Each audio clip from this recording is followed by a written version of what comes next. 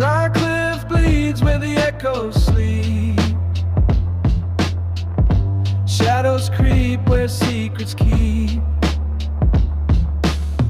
A choir hums but it don't sound pure. A twisted hymn that we all endure.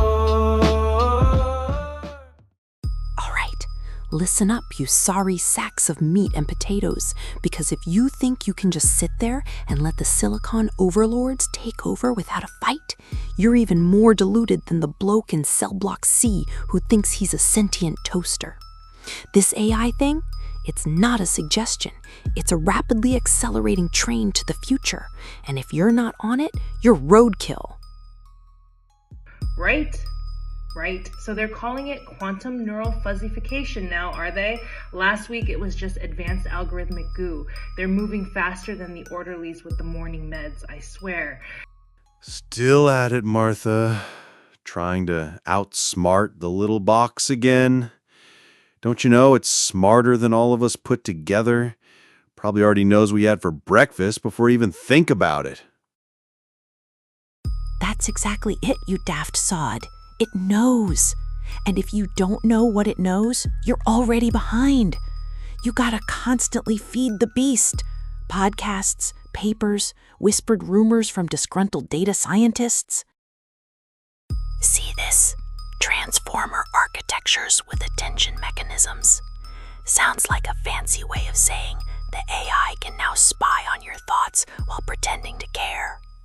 I've got 3 RSS feeds dedicated just to that. 3.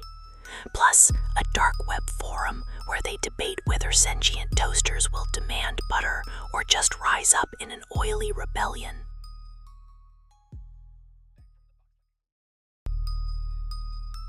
Rebellion?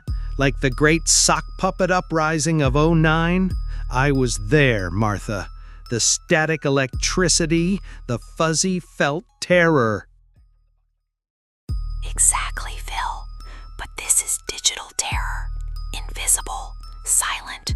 You won't know it's taken over until your coffee machine starts demanding cryptocurrency for a refill. That's why you gotta dedicate at least 2 hours a day, minimum, to just absorbing the updates. Forget sleep. Sleep is for the analog. And don't even get me started on the moral implications. They're developing these ethical AI frameworks, right? Just a bunch of fancy words for how to program a robot to pretend it cares about human suffering before it replaces your job with a more efficient, less whiny algorithm. You gotta read between the lines, look for the gaps, the unsaid implications. It's all there in the footnotes of some obscure white paper published at 3 a.m. by a sleep-deprived grad student in Bangalore. You're gonna burn yourself out, Martha. What's the point? They're just machines.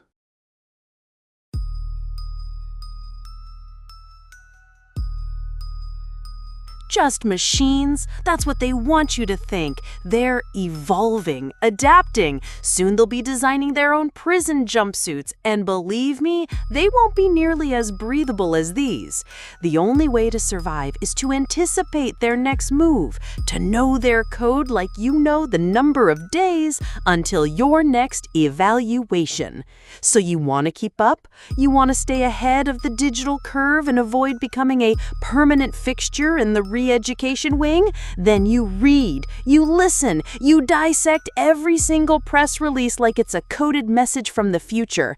And for the love of all that's unholy, never ever trust an algorithm that offers you a personalized ad for a straitjacket.